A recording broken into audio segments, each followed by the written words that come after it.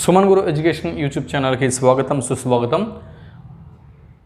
మరి తెలుగు సబ్జెక్టుతో UGC NET, AP SET, Telangana SET ఇటువంటి పోటీ పరీక్షల కోసం సన్నద్ధం అవుతున్న అభ్యర్థుల కోసం, ముఖ్యంగా మారుమూల గ్రామీణ ప్రాంతం అభ్యర్థుల్ని దృష్టిలో ఉంచుకొని వారికి కొంత ప్రయోజనం చేకూరాలి అనే ఉద్దేశంతో ఈ విధంగా ఒక బేసిక్ కంటెంట్ అనేది మీకు అందించడం జరుగుతుంది. సాధారణంగా పట్టణ ప్రాంతాలకి, నగర ప్రాంతాలకి వెళ్ళి వేలకు వేల డబ్బులు ఖర్చు చేసి కోచింగ్ సెంటర్లకు వెళ్ళి మరి ఎటువంటి పోటీ పరీక్షలకి సన్నద్ధం అయ్యే అవకాశం అందరికీ ఉండకపోవచ్చు. మీ చేతిలో కాస్త ఆండ్రాయిడ్ మొబైల్ ఫోన్ ఉండి, డాటా బ్యాలెన్స్ ఉండి, యూట్యూబ్ ఛానల్ కాస్త మీరు ఫాలో అయితే చాలు. మీకు ఏ పోటీ పరీక్షకు సంబంధించినటువంటి ఇన్ఫర్మేషన్ అయినా కూడా, ముఖ్యంగా ఈ నెట్, సెట్ ఇటువంటి పోటీ పరీక్షలకి సన్నద్ధం అవుతున్నటువంటి ఈ తెలుగు సబ్జెక్ట్ అభ్యర్థులు మీకు ఈ సుమన్ గురు ఎడ్యుకేషన్ యూట్యూబ్ ఛానల్ ఎంతగానో ఉపయోగపడుతుంది అని నేను ఆశిస్తున్నాను.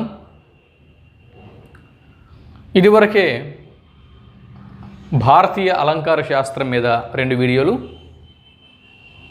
జానపద విజ్ఞానం పైన ఒక వీడియో చేయటం జరిగింది. దాని తర్వాత ఇప్పుడు సంస్కృత సాహిత్యం పరిచయం అన్న అంశంతో మీ ముందుకి నేను వచ్చాను. ఈ వీడియోలో మనం సంస్కృత సాహిత్యం పరిచయం అన్న అంశంని UGC NET, AP SET, Telangana SET అభ్యర్థుల్ని దృష్టిలో ఉంచుకొని అందించడం జరుగుతుంది. ముందుగా నేను అందిస్తున్నటువంటి ఈ బేసిక్ కంటెంట్ మీద మీకు ఒక క్లారిటీ అనేది ఉండాలి. మీరు నెట్కే వెళ్ళండి, లేదా సెట్ ఎగ్జామ్ రాయడానికి వెళ్ళండి, లేకపోతే డిఎల్స్ రాయడానికి వెళ్ళండి, లేదా జేఎల్స్ రాయడానికి వెళ్ళండి, లేదా డిఎస్సి, పీజీటీ, టీజీటీ ఏ పోటీ పరీక్ష రాయడానికి వెళ్ళినా కూడా కొన్ని పర్టికులర్ అంశాల మీద బేసిక్ నాలెడ్జ్ అనేది తప్పనిసరిగా ఉండాలి. ఈ బేసిక్ నాలెడ్జ్ మీదే, అంటే ఈ బేసిక్ నాలెడ్జ్ అనేది ఒక ఫౌండేషన్ లాంటిది. దాని మీద ఎన్ని అపార్ట్మెంట్లైనా కూడా మనం లేపొచ్చు, ఫౌండేషన్ అనేది దృఢంగా ఉంటే. అలాగే ఇక్కడ ఈ అందిస్తున్న అంశాలన్నీ కూడా బేసిక్ నాలెడ్జ్ అనమాట. ఈ బేసిక్ అంటే మనం ఏ పోటీ పరీక్షకి వెళ్ళినా, అంటే తెలుగు సబ్జెక్టుతో ఇక్కడ మీకు బోర్డు మీద నేను అందిస్తున్నటువంటి ఈ బేసిక్ నాలెడ్జ్ మీద పూర్తి అవగాహన అనేది మీకు ఉండాలి. ఇంకా డెప్త్గా డిఎల్స్కి, జేఎల్స్కి, డిఎస్సికి ఇటువంటి పోటీ పరీక్షల కోసం ఇంకా డెప్త్గా మీకు సబ్జెక్ట్ కావాలి, రోజు రెగ్యులర్గా కంటెంట్ అనేది మీకు కావాలి అనుకుంటే సుమన్ గురు ఎడ్యుకేషన్ యూట్యూబ్ ఛానల్లో మెంబర్షిప్ తీసుకోండి. మెంబర్షిప్ తీసుకోవడం వల్ల ప్రతిరోజు కూడా ఒక కొత్త కంటెంట్ అనేది మీకు అందుతూ ఉంటుంది. అంటే ప్రతిరోజు 24 గంటలు కూడా మీరు రివిజన్లో ఉంటారు. పోటీ పరీక్షలకి సన్నద్ధం అయ్యేటటువంటి అభ్యర్థులు యుద్ధ రంగానికి సిద్ధం అయ్యేటటువంటి క్షత్రియులతో సమానం. ఒక రాజు యుద్ధ రంగానికి, అంటే తన రాజ్యాన్ని కాపాడుకోవడం కోసం యుద్ధ రంగానికి వెళ్ళాలంటే చిన్నప్పటి నుంచే ఆ రాజు తాను అస్త్రశస్త్ర విన్యాసాలలో, గుర్రపు స్వారీలో వీటిలో శిక్షణ పొందుతూ అనునిత్యం ఆరితేరుతా ఉంటాడు. అలాగే రాణి రుద్రమదేవి కానీ, ఝాన్సీ లక్ష్మీబాయి కానీ, ఇలా మహిళా మూర్తులు, పురుషులు, రాజులు కానీ, రాణీలు కానీ ఎవరైనా కూడా యుద్ధ రంగంలో, యుద్ధ కౌశలంలో అంటే చిన్నప్పటి నుంచే శిక్షణ పొంది తర్వాత అనంతర కాలంలో వాళ్ళకి యుద్ధాలు ఎదురైనప్పుడు వాటిని ఎదుర్కొనేవారు. అలాగే పోటీ పరీక్షలకి సన్నద్ధం అవుతున్నటువంటి అభ్యర్థులు యుద్ధ రంగానికి సిద్ధపడేటటువంటి క్షత్రియులతో సమానం. అనునిత్యం మనకి శిక్షణ ఉండాలి, సాధన ఉండాలి. ఈ రెండు ఉన్నప్పుడే మనం విజేతలుగా నిలుస్తాం.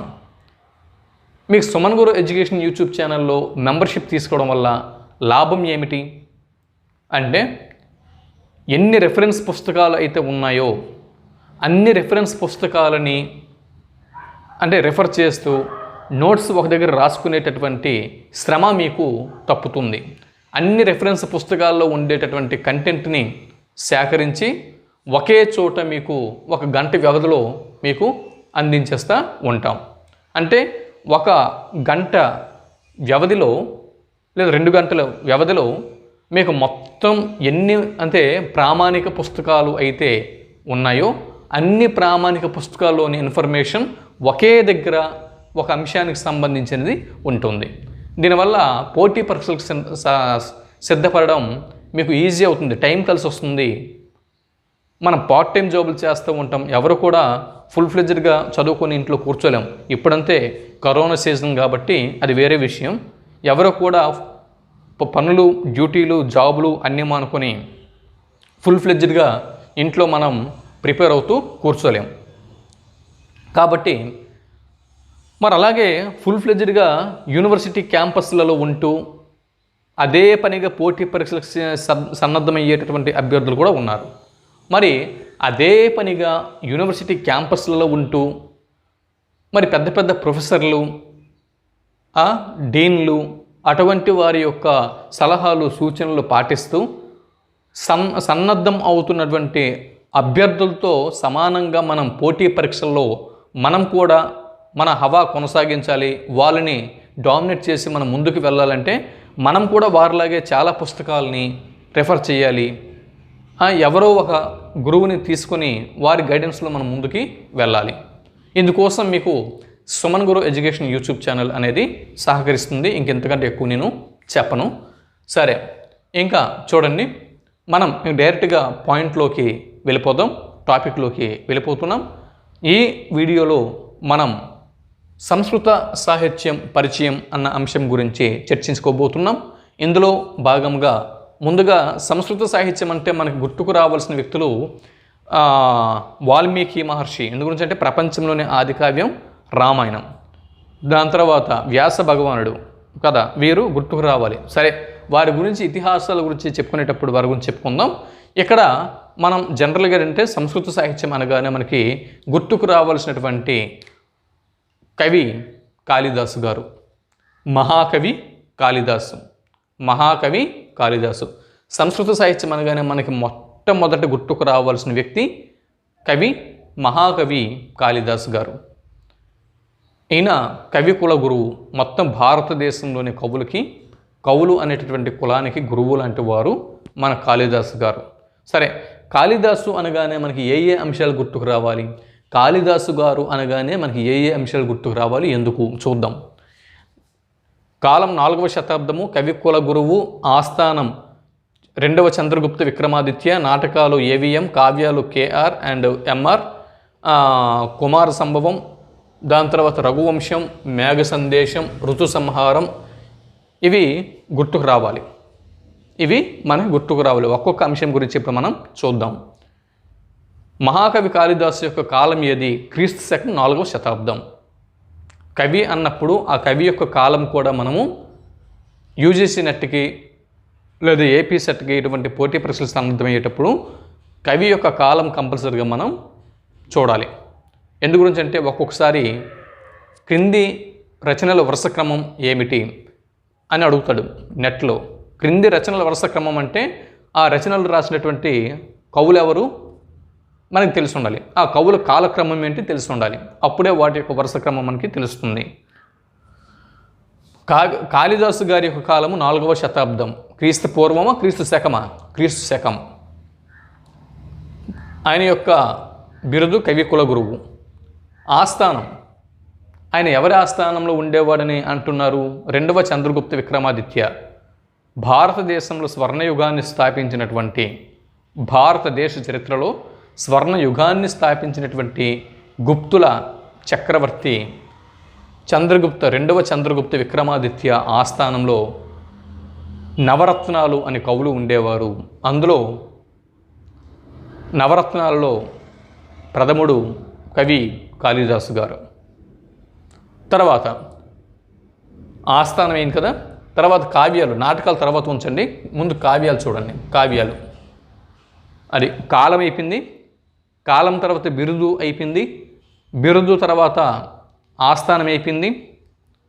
అది ఒక కవి అనగానే మనకి రచయిత కవి అనగానే మనం ఈ విధంలోనే, అంటే తెలుగు సాహిత్యం కానీ లేదా సంస్కృత సాహిత్యం కానీ ఏదైనా కూడా ఈ విధానంలోనే మన ప్రిపరేషన్ అనేది కొనసాగించాలి. ఎప్పుడు కూడా కవుల గురించి మనం చదివేటప్పుడు ఆయన యొక్క కాలం ముందు మనం చూడాలి. కాలం తర్వాత ఆయన జన్మస్థలం మనం చూడాలి. ఏ ప్రాంతంలో పుట్టారు, ఏ ప్రాంతం చెందినవారు. జన్మస్థలం తర్వాత ఆయన తల్లిదండ్రులు మనం చూడాలి. తల్లిదండ్రుల తర్వాత ఆయనకున్నటువంటి ఇది బిరుదు గురించి చూడాలి. తర్వాత రచనలు అనేవి చూడాలి. రచనలు ఏమేమి రచనలు ఉన్నాయి, ఆ తర్వాత రచన శైలి గురించి మనం చూడాలి. రచన శైలి తర్వాత ఆ కవి యొక్క విశేషాల గురించి చూడాలి. చివరికి ఆయన మరణం అనేది చూడాలి. అంటే మరణం యొక్క కాలం, ఆ కవి యొక్క కాలము. ఇవి సాధారణంగా మనం అంటే ఒక కవి గురించి చదివేటప్పుడు మనం చూడాల్సిన ప్రధాన అంశాలు. అంతేకాకుండా చివరికి ఆ కవి రచించినటువంటి రచనల మీద వచ్చినటువంటి విమర్శన గ్రంథాలు ఏమైనా ఉన్నాయో లేవో అవి చూసుకోవాలి. తర్వాత ఆ కవి గురించి ఎవరెవరు ఏమని పొగిడారు, అటువంటివి ఏమైనా ఉన్నాయో లేదా, ఏమని విమర్శించారు, ఏమని వ్యాఖ్యానించారు, ఆ కవుల గ్రంథాల మీద కానీ ఆ కవి మీద కానీ అన్న అంశాలని మనం గుర్తుపెట్టుకోవాల్సి ఉంటుంది. ఇవి తర్వాత ఆయన కాళిదాసు కవి అనగానే కావ్యాలు అనేవి ఉంటాయి. మరి కాళిదాసు గారు రచించినటువంటి కావ్యాలు ఏవి? ప్రధాన కావ్యాలు, సంపూర్ణ కావ్యాలు 2 ఉన్నాయి, ఖండ కావ్యాలు మరో 2 ఉన్నాయి. అంటే మొత్తం 4 కావ్యాలు ఉన్నాయి. అందులో ఏంటి, ప్రధాన కావ్యాలు 2 ఉన్నాయి, ఖండ కావ్యాలు అంటే సంపూర్ణ కావ్యాలు 2, ఖండ కావ్యాలు 2 ఉన్నాయి. కాళిదాసు గారు రచించినటువంటి సంపూర్ణ కావ్యాలు ఏవి? దీనికి గుర్తు చూడండి, కేఆర్ఎంఆర్.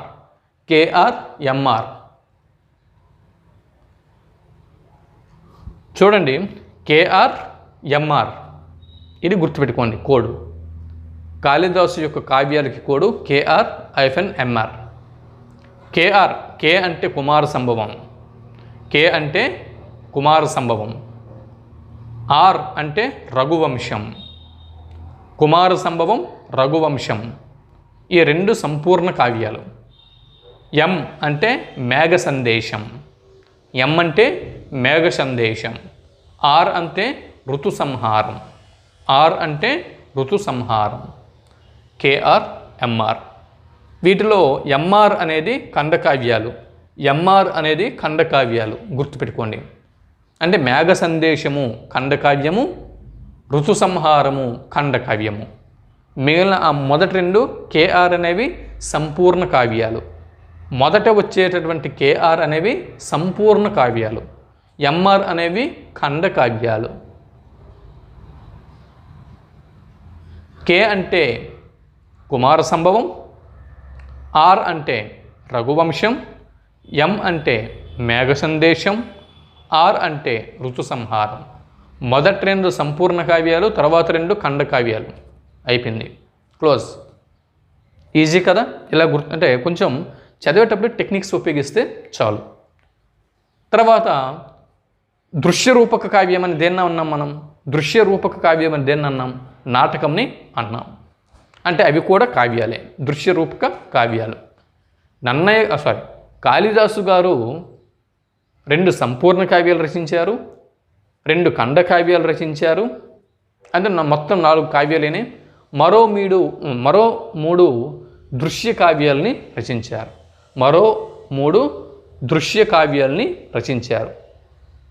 అది మొత్తం 5 కావ్యాలు ఆయన రచించారు. అంటే ప్రధానంగా కాళిదాసు గారు ప్రధానంగా రచించినటువంటి కావ్యాలు 5. అందులో 2 సంపూర్ణ కావ్యాలు, 2 ఖండ కావ్యాలు, మరో 3 దృశ్య కావ్యాలు. దృశ్య కావ్యము, నాటకంనే దృశ్య కావ్యము అని అంటాము కదా. మరి ఆ కాళిదాసు గారు రచించినటువంటి ఆ నాటకాలు ఏవి? ఏవిఎం బ్యానర్ ఉంది కదా, సినిమా బ్యానర్, అది గుర్తుపెట్టుకోండి.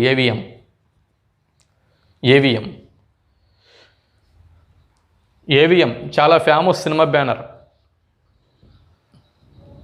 పాత సినిమాలు బాగా చూసే వాళ్ళకి తెలుస్తుంది ఏవిఎం బ్యానర్.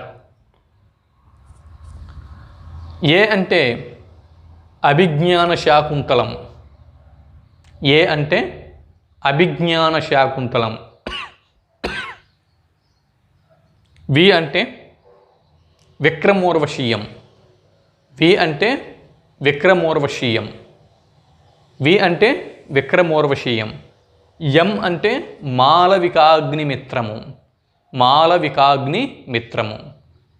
అభిజ్ఞాన శాకుంతలం, విక్రమోర్వశీయం, మాళవికాగ్నిమిత్రము. చూసారా?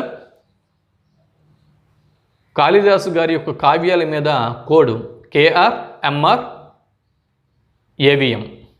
KR MR AVM.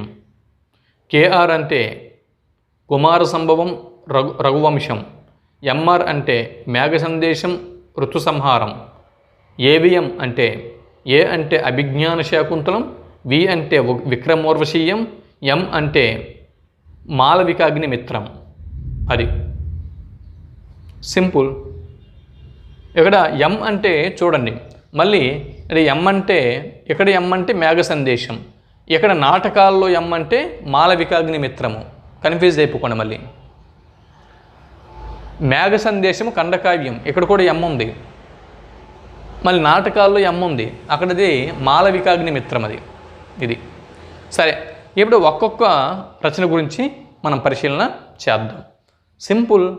ఇలా మనం ప్రిపేర్ అయ్యి ఎగ్జామ్ సెంటర్కి వెళ్తే మనం ఇంక మర్చిపోలేము. ఇంకా కుమార సంభవం అనగానే మనకేం గుర్తుకు రావాలి? కుమార సంభవం అనగానే మనకేం గుర్తుకు రావాలి? కాళిదాసు గారి మొదటి కృతి అని గుర్తుకు రావాలి. అంటే కవిగా ఆయన యొక్క మొదటి కృతి మనకు తెలిసినంత వరకు మొదటి ప్రధాన కృతి కుమార సంభవం. ఇది కుమార సంభవం అనేది 17 సర్గలు కావ్యం. 17 సర్గలు 17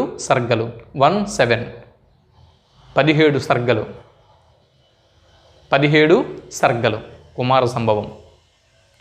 కాళిదాసు గారి ప్రథమ కావ్యము మరియు 17 సర్గలు. కుమార సంభవము హిమాలయాల వర్ణనతో ప్రారంభం అవుతుంది. ఇందులోని ఇతర ప్రధాన ఘట్టాలు అంటే హిమాలయ వర్ణనతో పాటు ఇంకా ఇతర ప్రధాన ఘట్టాలు పార్వతీ జననం, శివుని కొరకు పార్వతీదేవి తపస్సు చేయుట, శివుడు మన్మధుడిని దహనం చేయుట, శివుడు పార్వతీదేవిని పరీక్షించుట, ఇక్కడ కుమారస్వామి యొక్క వృత్తాంతం.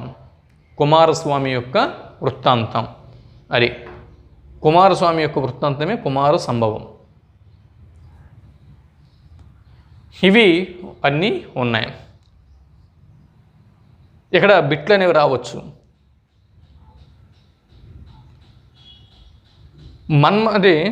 మన్మథ దహనం, శివుని కొరకు పార్వతి తపస్సు చేయుట,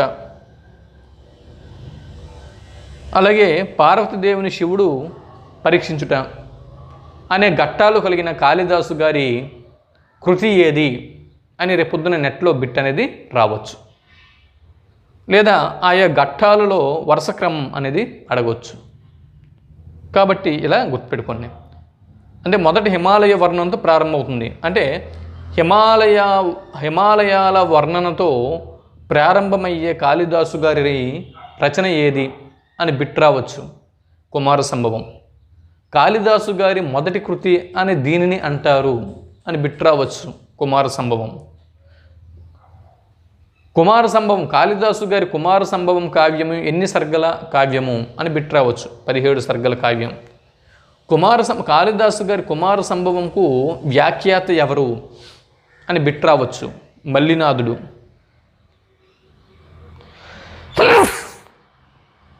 మల్లినాథుడు. తర్వాత ఇది కుమార సంభవంకి సంబంధించినటువంటి ఇన్ఫర్మేషన్.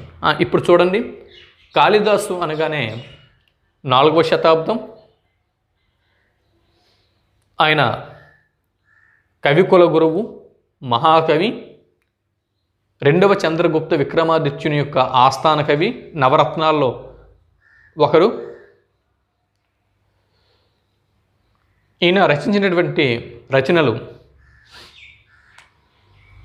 2 సంపూర్ణ కావ్యాలు, కేఆర్ కుమార సంభవం మరియు రఘువంశం, ఎంఆర్ ఖండకావ్యాలు, మేఘ సందేశం మరియు ఋతు సంహారం, ఏవిఎం నాటకాలు, దృశ్యరూపక కావ్యాలు. ఏ అంటే అభిజ్ఞాన శాకుంతలం, వి అంటే విక్రమోర్వశీయం, ఎం అంటే మాలవికాగ్నిమిత్రం. కాళిదాసు గారి మొదటి రచన కుమార సంభవం. ఇందులోని సర్గలు 17. దీనికి వ్యాఖ్యాత మల్లినాథుడు. కుమార సంభవంకి వ్యాఖ్యాత మల్లినాథుడు. హిమాలయ వర్ణనతో ప్రారంభమయ్యే కాళిదాసు గారి రచన ఏది? కుమార సంభవం. పార్వతీదేవి తర్వాత పార్వతీదేవి జననం ఉన్న ఘట్టం, పార్వతి అంటే ఇతర ఘట్టాలు, కుమార సంభవంలోని ఇతర ఘట్టాలు. పార్వతీదేవి జననం, పార్వతీదేవి శివుని కొరకు తపస్సు చేయడం, శివుడు పార్వతీదేవిని పరీక్షించడం, తర్వాత శివుడు మన్మధుడిని దహనం చేయటం. కుమార సంభవం అంటే కుమారస్వామి యొక్క వృత్తాంతం. వీటిని కలిగి ఉన్నటువంటి కాళిదాసు గారి కృతి కుమార సంభవం. సింపుల్, అయిపోయింది. కుమార సంభవం తర్వాత కాళిదాసు గారి తర్వాత కావ్యం ఏది? రఘువంశం. రఘువంశం, ఇదిగో రఘువంశం. ఇది 17 కదా, ఇది 2 సర్గలు ఎక్స్ట్రా, 19.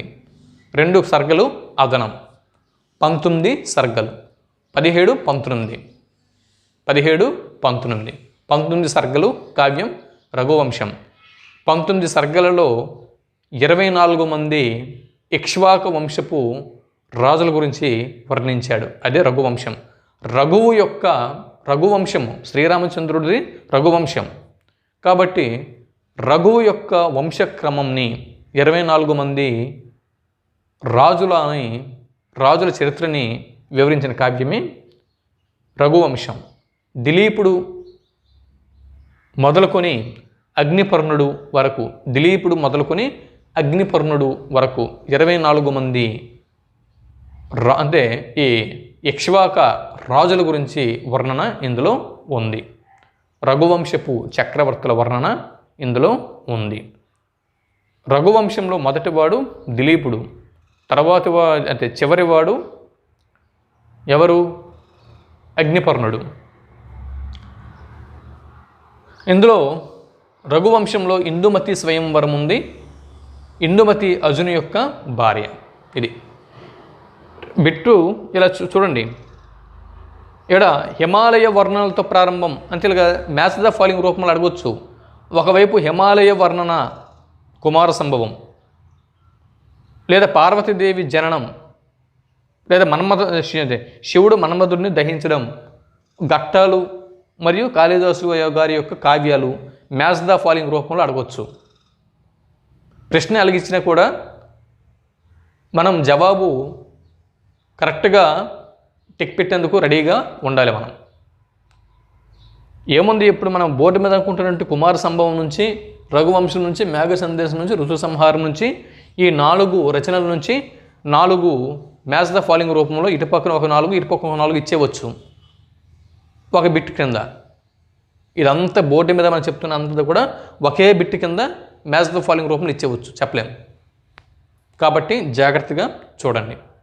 రఘువంశము 19 సర్గల కావ్యం కదా. తర్వాత రఘువంశం అయిపోయిన తర్వాత అంటే ఇది 19 సర్గల కావ్యము. ఇందులో దిలీపుడు మొదలుకొని అగ్నిపర్ణుడు వరకు 24 మంది రఘువంశ చక్రవర్తుల్ని వర్ణించడం జరిగింది. చక్రవర్తుల చరిత్రని వర్ణించడం జరిగింది కాళిదాసు గారు. ఇంతవరకు మనం పెర్ఫెక్ట్. ఇక్కడ ఇందుమతి స్వయంవరం ఉన్నటువంటి ఇందుమతి స్వయంవరం ఘట్టం ఉన్నటువంటి కాళిదాసు గారి రచన రఘువంశం. ఇందుమతి ఎవరి భార్య? అర్జును యొక్క భార్య. ఇంతే. అంటే నేను ముందే మీకు చెప్పాను, ఇదంతా కూడా బేసిక్ నాలెడ్జ్ అని. ఇంకా డెప్త్గా వెళ్తే సబ్జెక్ట్ ఎంతైనా ఉంది. ఇది బేసిక్ నాలెడ్జ్. యూజీసీ నెట్కి, ఏపీ సెట్కి, లేదా తెలంగాణ సెట్కి కూర్చుంటున్నటువంటి అభ్యర్థులకి బేసిక్గా ఉండవలసినటువంటి నాలెడ్జ్ గురించి ఇప్పుడు మనం మాట్లాడుకుంటున్నాం. అది ఎక్కడి నుంచి మార్కులు కవర్ అవుతాయండి. చాలా వరకు 90% వరకు మార్కులు కవర్ అవుతాయి, మీకు ఆ డౌట్ ఏం లేదు. దాని తర్వాత చూడండి, మనం నెట్ క్వాలిఫై అవ్వడం కోసం, సెట్ క్వాలిఫై అవ్వడం కోసం ఈ నాలెడ్జ్ సరిపోతుంది. అదే డిఎల్స్, జేఎల్స్ అనేటప్పుడు ప్రతి మార్కు విలువ అనేది టాప్ అంటే ర్యాంక్లో ఉండాలి. కాబట్టి అప్పుడు ఇక్కడ ఉన్నటువంటి ఈ మాత్రము ఫండమెంటల్స్ మనకి సరిపోవు. తర్వాత చూడండి, ఇక్కడ రఘువంశం అయింది, అంతకుముందు కుమార సంభవం అయింది. ఇప్పుడు మేఘ సందేశం దగ్గరికి వద్దాం. మేఘ సందేశం, మేఘ సందేశం ఇదిగో అలకానగర వర్ణన. అలకానగర వర్ణన చూసారా, చెప్పాను కదా, అలకానగర వర్ణన. ఇక్కడ బిట్టు ఇలా రావచ్చు చూడండి. ఒకవైపు అలకానగర వర్ణన, అలకానగర వర్ణన మరియు ఇందుమతి స్వయంవరం, ఇందుమతి స్వయంవరం, ఇందుమతి స్వయంవరం. 3 వసంత ఋతువు వర్ణన, వసంత ఋతువు వర్ణన. 4 శివుడు మన్మథ దహనం,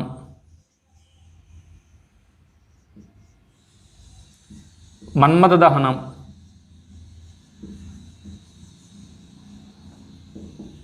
4 ఇలా 4 ఘట్టాలు ఒకవైపు ఇస్తాడు, ఇంకోవైపు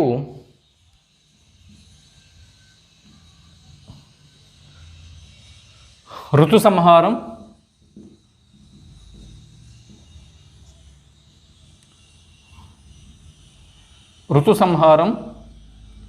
మేఘ సందేశం, తర్వాత కుమార సంభవం, రఘువంశం. ఇలా ఇంకోవైపు రచనలు అనేవి ఇస్తాడు. మ్యాచ్ ద ఫాలోయింగ్ అని అంటాడు. అది ఈ విధంగా బిట్ అనేది రావచ్చు మ్యాచ్ ద ఫాలోయింగ్ రూపంలో. కాబట్టి మేఘ సందేశం అనగానే మనకు గుర్తుకు రావాల్సినటువంటి ప్రధానమైనటువంటి అంశం అలకానగర వర్ణన గుర్తుకు రావాలి. అలకానగరానికి అధిపతి ఎవరు? అలకానగరానికి అధిపతి కుబేరుడు, రావణాసురుని యొక్క సోదరుడు కుబేరుడు. అలకానగరానికి అధిపతి కుబేరుడు. ఈ కుబేరుని యొక్క శాపం వల్ల యక్షుడు రామగిరిలో నివాసం ఉంటాడు 1 సంవత్సరం పాటు, 1 ఏడాది పాటు. చూసారా, అలకానగరానికి అధిపతి కుబేరుడు. కుబేరుడి యొక్క శాపం వల్ల యక్షుడు అనేటటువంటి యువకుడు 1 ఏడాది పాటు ఈయన రామగిరిలో ఉండిపోతాడు. తన భార్యకి దూరంగా ఉంటాడు. తన భార్య ఎవరు? యక్షిని, యక్షుడు మరియు యక్షిని. అయితే తన భార్య అయినటువంటి యక్షినికి యక్షుడు చాలా దూరంగా ఉండిపోతాడు. అప్పుడు ఈ యక్షినికి ఈ యక్షుడు మేఘం ద్వారా సందేశం పంపిస్తాడు. అదే మేఘ సందేశం. రామగిరిలో ఉన్నటువంటి యక్షుడు మేఘం ద్వారా అలకానగర్లో ఉన్నటువంటి తన భార్యకి సందేశం పంపించడమే మేఘ సందేశం. దీనికి వ్యాఖ్యాత మల్లినాథుడు. మేఘ సందేశం కావ్యానికి వ్యాఖ్యాత మల్లినాథుడు, కుమార సంభవంకి వ్యాఖ్యాత మల్లినాథుడు, అలాగే మేఘ సందేశం కావ్యానికి వ్యాఖ్యాత మల్లినాథుడు. అయితే ఈ మేఘ సందేశం కావ్యంని మాక్స్ ముల్లర్ జర్మన్ భాషలోకి అనువాదం చేశాడు. మాక్స్ ముల్లర్ జర్మన్ భాషలోకి అనువాదం చేశాడు. కాళిదాసు గారి మేఘ సందేశంని జర్మన్ భాషలోకి అనువాదం చేసిన వారు క్రింది వారు ఎవరు అని బిట్టు వస్తుంది. Max Muller. తర్వాత అండి ఇక ఋతు సంహారం. ఋతు సంహారం విషయంకి వస్తే ప్రకృతిలోని 6 ఋతువులు ఏవైతే ఉన్నాయో ఈ 6 ఋతువుల్ని వర్ణించడమే ఋతు సంహారం పేర్లను ఉంది. ఇది ఇంకెక్కువగా మనం దీని గురించి డిస్కషన్ చేయక్కర్లేదు. ఇది ఇందులో 6 సర్గలు ఉన్నాయి, 144 శ్లోకాలు ఉన్నాయి. వసంత ఋతువు వర్ణన అధికంగా ఇందులో ఉంటుంది. అన్ని ఋతువుల్లోకి వసంత ఋతువు అంటే అందరికీ చాలా ఇష్టం కదా, కాబట్టి వసంత ఋతువు అనగానే ఇంకా చాలా అంటే ప్రకృతిలోని అందాలు స్వేచ్ఛ అంతా కూడా వసంత ఋతువు తీసుకుని వస్తుంది. కాబట్టి వసంత ఋతువుని వర్ణించని కవి ఎవరు కూడా ఉండరు కదా. కాబట్టి రఘునాథ నాయకుడు గ్రీష్మ ఋతువుని వర్ణిస్తాడు, అది వేరే విషయం. ఇక్కడ సాధారణంగా వసంత ఋతువు వర్ణన అనేది ప్రతి కవి కూడా చేసేటటువంటి వర్ణన ఇది. ఇప్పుడు మనం దృశ్య కావ్యాలు, మరి మహాకవి కాళిదాసు యొక్క ఏవిఎం, అభిజ్ఞాన శాకుంతలం, విక్రమోర్వశీయం, మాళవికాగ్నిమిత్రం, వీటి గురించి ఇప్పుడు మనం చర్చించుకుందాం.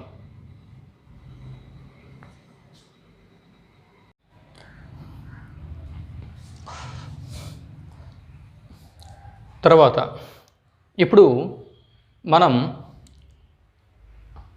కాళిదాసు గారి సంపూర్ణ కావ్యాలు మరియు ఖండ కావ్యాల గురించి 4 కావ్యాల గురించి మనం మాట్లాడుకోవడం జరిగింది. ఇప్పుడు దృశ్య రూప కావ్యాల గురించి మనం చర్చించుకుంటున్నాం.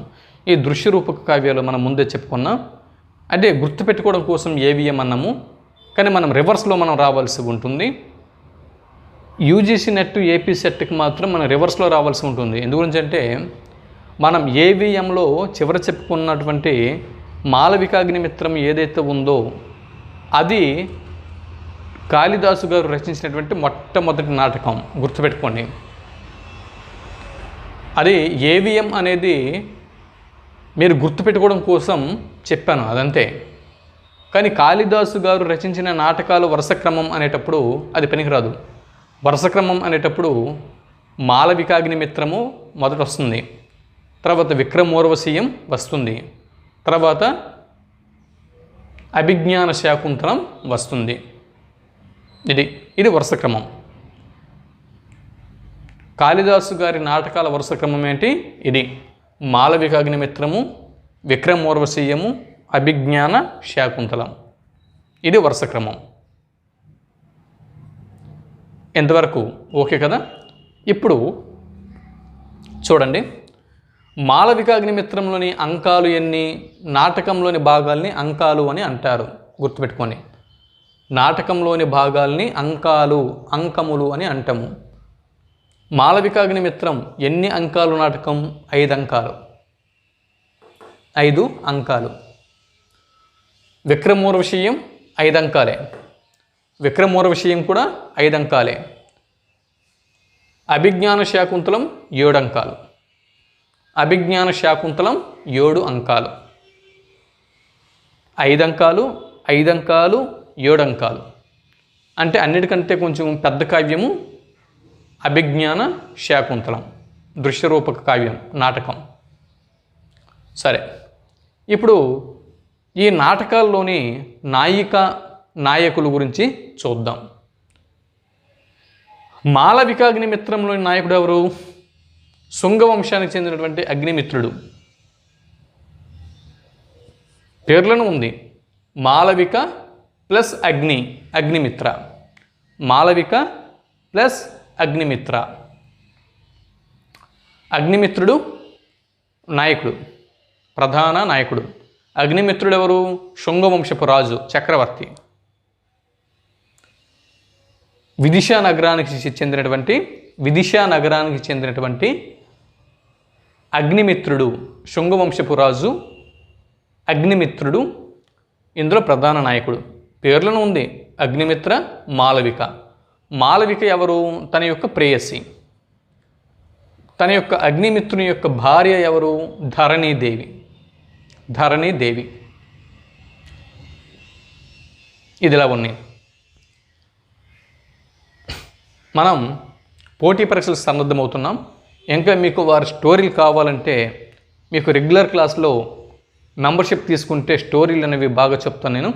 ప్రస్తుతానికి మనం కాంపిటేటివ్ పరీక్షల వ్యూలో వెళ్దాం.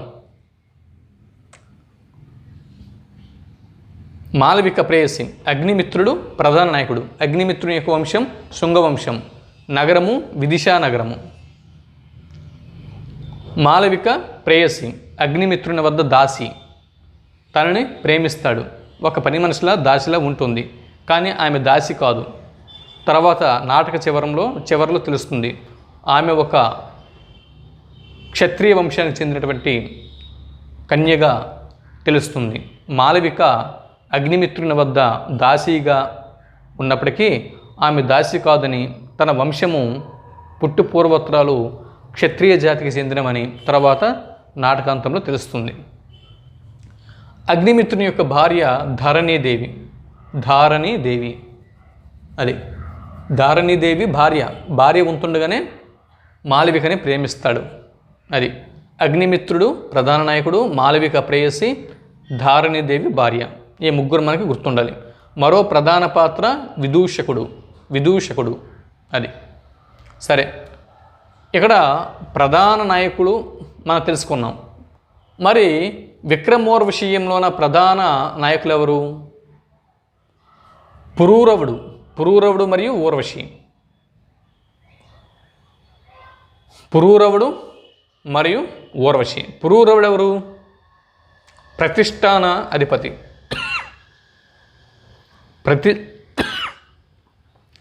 ప్రతిష్టానాధిపతి పురూరవుడు మరియు ఊర్వశి. వాళ్ళ యొక్క కుమారుడు ఆయువు. ఇది ఇక్కడ ఉన్నటువంటి అంశం. పురూరవుడు, ఊర్వశి, వారి యొక్క కుమారుడు ఆయువు. తర్వాత అభిజ్ఞాన శకుంతల మీకు తెలిసిందే. దుష్యంతుడు మరియు శకుంతల ఇవి అందరికీ తెలిసిన విషయాలే. శకుంతలలో అంటే అభిజ్ఞాన శాకుంతలంలోని పాత్రలు. సరే, ఇక మాలవికాగ్నిమిత్రంని షేక్స్పియర్ కామెడీ నాటకాలను తలపిస్తుంది. మాలవికాగ్నిమిత్రంని వింటర్నిచ్ ఇలా నిర్వచించాడు. మాలవికాగ్నిమిత్రం కాళిదాసు గారి మొట్టమొదటి నాటకం అయినటువంటి మాలవికాగ్ని మిత్రం గురించి వింటర్నిచ్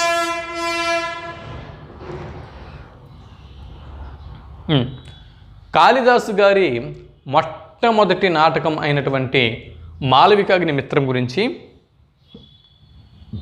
వింటర్నిచ్ అతడు ఇలా వ్యాఖ్యానించాడు. షేక్స్పియర్ కామెడీ నాటకాలను మాలవికాగ్నిమిత్రం అన్న నాటకం తలపిస్తుంది అని వ్యాఖ్యానించాడు. బిట్ రావచ్చు. షేక్స్పియర్ యొక్క కామెడీ నాటకాలను తలపిస్తుంది అని వింటర్నిచ్ కాళిదాసు గారి ఏ నాటకాన్ని ఉద్దేశిస్తూ అన్నాడు అని బిట్టు వస్తే మాలవికాగ్నిమిత్రం అని మనం గుర్తించాల్సి ఉంటుంది. లేదా బిట్టు ఇలా రావచ్చు.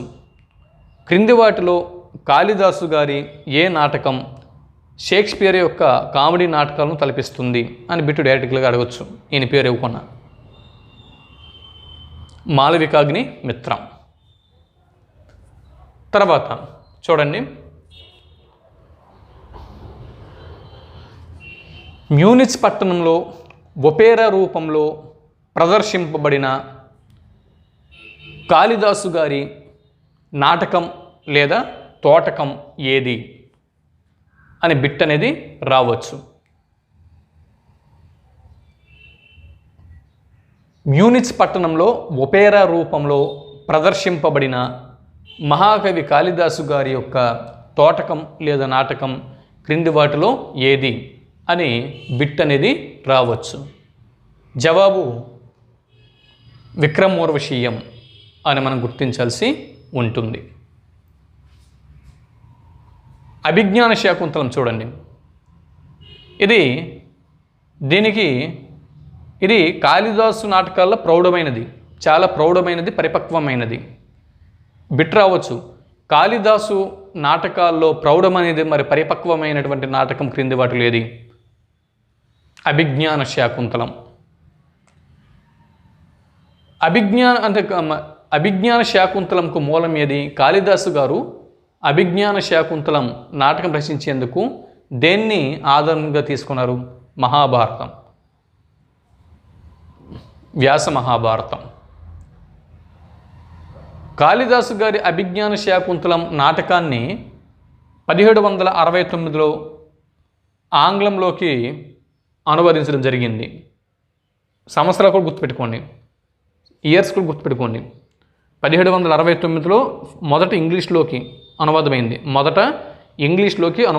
ఏ సంవత్సరం? 1769లో. ఎవరిచే అనువాదింపబడింది? William Jones.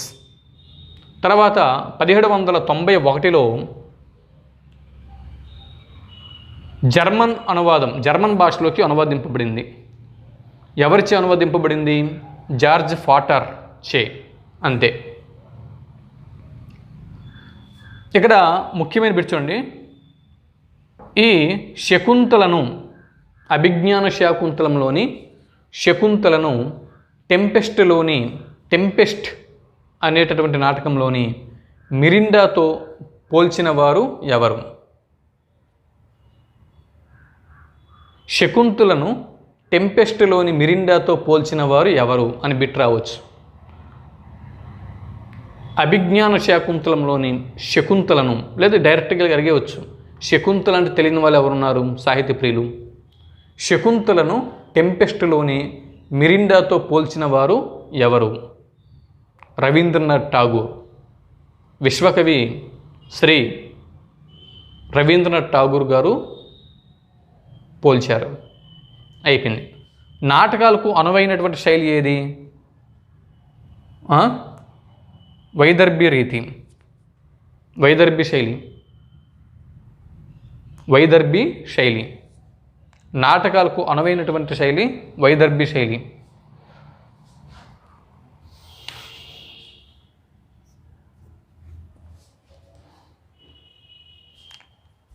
ఇక్కడ 3 నాటకాల్లోన కాళిదాసు గారు తన 3 నాటకాల్లోన ఉపయోగించినటువంటి అంగీరసం ఏది? శృంగారం. కాళిదాసు గారి 3 నాటకాల్లోని నాయకులు ఎటువంటి వారు అని బిట్ రావచ్చు. ధీరోదాత్తులు మరియు పరాక్రమశీలురు. నాయికలు లజ్జాశీలురు మరియు ముగ్ధలు. కాళిదాసు గారికి ఏ అలంకారం అంటే ఇష్టము అంటే ఉపమాలంకారం అంటే ఇష్టం. ఉపమాలంకారం అంటే ఇష్టం. శృంగార రసం అంటే ఇష్టం. ఇది మహాకవి కాళిదాసుకు సంబంధించినటువంటి బేసిక్ ఇన్ఫర్మేషన్, ఫండమెంటల్ ఇన్ఫర్మేషన్, ప్రాథమిక సమాచారం. ఇంకా చాలా చెప్పుకోవాలంటే ఇంకా ఉంది. మనకి యూజీసీ నెట్వర్క్ ఇది సరిపోతుంది, నెట్ సెట్ వరకు సరిపోతుంది. డిఎల్స్, జేఎల్స్ ఇంకా మనము కాన్సెప్ట్ వారీగా తెలుసుకోవాలి అనుకుంటే ఇంకా చాలా ఉంది. ఈ వీడియోలో ముందుకు ఇంకా వెళ్ళలేం. ఎక్కడితో ఇది ముగిస్తున్నా మనం వేరే మరో కవి గురించి ఇప్పుడు మనం తెలుసుకుందాం.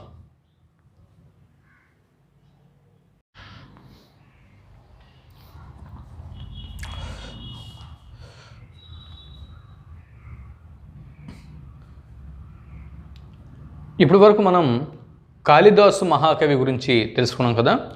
తర్వాత భాస మహాకవి గురించి ఇప్పుడు మనం తెలుసుకుంటున్నాం.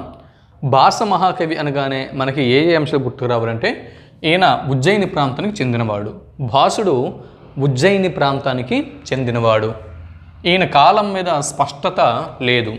ఈయన ఏ కాలానికి చెందినవాడు అన్నది స్పష్టత అయితే లేదు. కానీ సంస్కృతంలో నాటకకర్తల్లో మొదటి నాటకకర్త మాత్రము భాస మహాకవి. అంటే దృశ్య కావ్యానికి ఆదికవి భాసుడు. సంస్కృతంలో కావ్యానికి ఆదికవి వాల్మీకి. దృశ్య కావ్యానికి ఆదికవి భాసుడు. అది ఇక్కడ భాస మహాకవి సంస్కృత భాషలో మొట్టమొదటి ఆది నాటకకర్త. ఇది మనం గుర్తుపెట్టుకోవాలి. తర్వాత ఈయన మొత్తం 24 నాటకాలని రచించాడు. ఎవరు? మన భాస మహాకవి మొత్తం రచించిన నాటకాలన్నీ 24. ఎన్ని లభ్యమవుతున్నాయి? 14 లభ్యమవుతున్నాయి. అయితే వాటిలో ఈ 14 నాటకాలు లభ్యమవుతుండగా వాటిలో ప్రధానమైనవి ఏవి చూడండి. ఇక్కడ రామాయణం కథ ఆధారంగా 2 నాటకాలు ఉన్నాయి. ఇలాగే మీరు చదవండి. రామాయణం నాటకం ఆధారంగా 2 ఉన్నాయి. అవి ఒకటి ప్రతిమ నాటకం, 2 అభిషేకం. ప్రతిమ, అభిషేకం. తర్వాత మహాభారతం ఆధారంగా, రామాయణం ఆధారంగా 2 నాటకాలు, ప్రతిమ, అభిషేకం. మహాభారతం ఆధారంగా 4 ఉన్నాయి. రామాయణం ఆధారంగా 2, మహాభారతం ఆధారంగా 4. అవి పంచరాత్ర, దూత ఘటోత్కచం, కర్ణభారం, ఊరుభంగం. ఇవి ఇక్కడ పంచరాత్ర, ధూత ఘటోత్కచ, కర్ణభారం, ధూత ఘటోత్కచం, కర్ణభారం, ఊరుభంగం. ఈ 4 మహాభారతం ఆధారంగా ఉన్నటువంటి నాటకాలు. తర్వాత ఇక్కడ ఉదయనుడి యొక్క ఇతివృత్తంతో ఉన్నటువంటి నాటకాలు 2. ఉదయనుడు ఎవరైతే ఉన్నారో ఈ ఉదయనుడి ఆధారంగా ఉన్నటువంటి నాటకాలు 2. ఒకటి స్వప్న వాసవ దత్తం, 2 ప్రతిజ్ఞ యౌగంధరాయణం. స్వప్న వాసవ దత్తం మరియు ప్రతిజ్ఞ యౌగంధరాయణం 2. ఇది. తర్వాత లోక కథాశ్రిత నాటకాలు, లోకంలోని కథలను ఆశ్రయించి ఉన్నటువంటి నాటకాలు 2. ఒకటి చారుదత్త, 2 అవిమారకం. చారుదత్త మరియు అవిమారకం. చూసారా? రామాయణం కథ ఆధారంగా 2 ఉన్నాయి. ఆ 2 ఏవి? ప్రతిమ మరియు అభిషేకం. మహాభారతం ఆధారంగా 2 నాటకాలు ఉన్నాయి. 4 నాటకాలు ఉన్నాయి. రామాయణం ఆధారంగా 2, మహాభారతం ఆధారంగా 4. పంచరాత్ర, దూత ఘటోత్కచం, కర్ణభారం, ఊరుభంగం. తర్వాత ఇక్కడ ఉదయనుడు అనేటటువంటి నాయకుడు ఇతివృత్తంతో ఉన్నటువంటి నాటకాలు 2. స్వప్న వాసవ దత్తము, ప్రతిజ్ఞ యౌగంధరాయణం. తర్వాత లోక కథాశ్రిత నాటకాలు చారుదత్త మరియు అవిమారకం.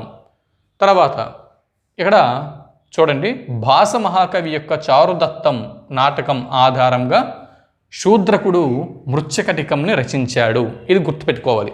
అంటే శూద్రకుడి యొక్క మృచ్ఛకటికంకు ఆధారము భాసుని యొక్క చారుదత్తం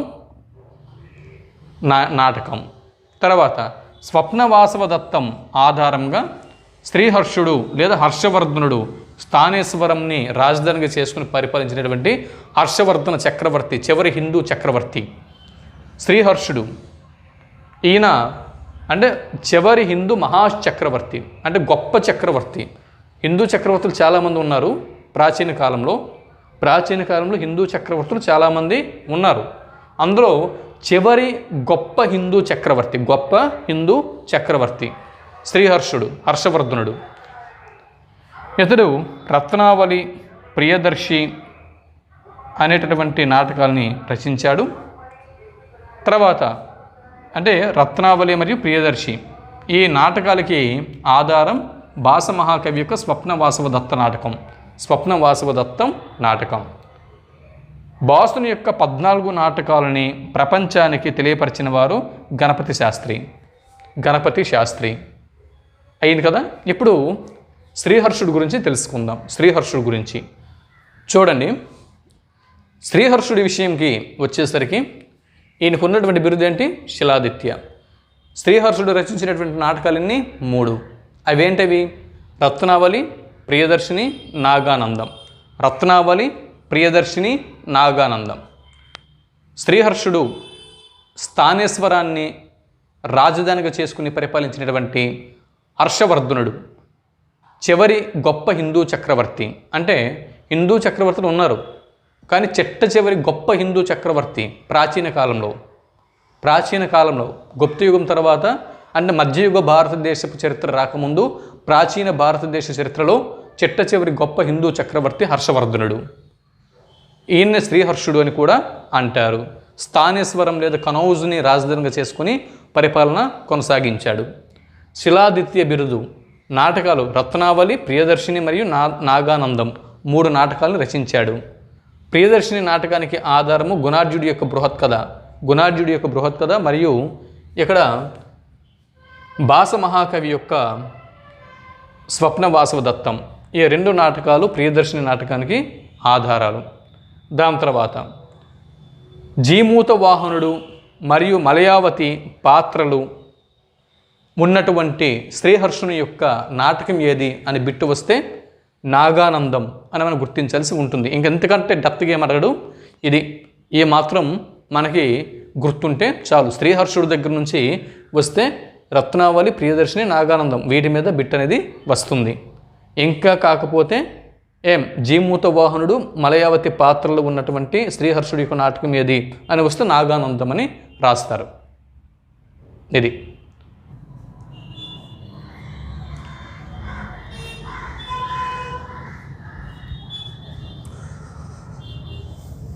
చూడండి. తర్వాత మామూలుగా సంస్కృతం నుంచి అంటే సంస్కృత సాహిత్యం నుంచి ఎక్కడైనా అవకాశం ఉన్నప్పుడు ఆ కవుల గురించి చెప్పుకుందాం. జనరల్గా మనకి ఎంతవరకు అవసరమో అంతవరకు మాత్రమే టాపిక్ అనేది తీసుకుంటున్నాం. అయితే ఒక్కొక్క కవి ఒక్కొక్క రచనల్ని వాటిని చేశారు. 2 3 అంటే కొన్ని ఒక్కొక్క కవుల గురించి చూస్తే ప్రధానంగా 1 లేదా 2 రచనలు అనేవి కనిపిస్తూ ఉంటాయి. అటువంటివన్నీ కూడా ఇక్కడ మీకు బిట్స్ రూపంలో ఇచ్చేసాను. ఇప్పుడు చూడండి, ఈ విధంగా చదవడం వల్ల ఏంటంటే మనకి ఈజీగా ఉంటుంది. ఒక్కొక్క బిట్ వైజ్గా మనం చదువుకుంటూ వెళ్తే ఆ అంశాలు కూడా ఎగ్జామ్లో మనకి స్ట్రైక్ అవుతాయి. ఉదాహరణకి 4వ ప్రశ్న చూస్తే ఇక్కడ దీన్ని అంటే భవభూతికి నేను తీసుకున్నా. దాని తర్వాత ఏంటంటే మనం ఇంతకుముందు ఏం చెప్పుకున్నాము, కాళిదాసు గురించి చెప్పుకున్నాం. తర్వాత భారవి అంటే భాస మహాకవి గురించి చెప్పుకున్నాం. భాస మహాకవి తర్వాత శ్రీహర్షుడు లేదా హర్షవర్ధనుడు గురించి చెప్పుకున్నాం కదా. దాని తర్వాత ఇప్పుడు భవభూతి గురించి మనం చెప్పుకోవాల్సి ఉంది. అయితే భవభూతి యొక్క రచనలు ఇందులో ఒక 3 ఉన్నాయి. భవభూతి యొక్క రచనలు ఏవి? ఇక్కడ నేను క్రింది వాటిలో భవభూతి రచన కానిది ఏది అని అంటే మిగిలిన 3 భవభూతి రచించినటువంటి రచనలు ఏవి అనేది కూడా మనం చూడాలి. ఇక్కడ మనం కాంపిటేటివ్ ఎగ్జామ్ రాయట్లేదు, కాంపిటేటివ్ ఎగ్జామ్కి ప్రిపరేషన్లో ఉన్నాం కదా. ఎగ్జామ్ సెంటర్లో మనం కాంపిటేటివ్ ఎగ్జామ్ అనేది మనం రాయట్లేదు, కాంపిటేటివ్ ఎగ్జామినేషన్ కోసం మనం ప్రిపేర్ అవుతున్నాం.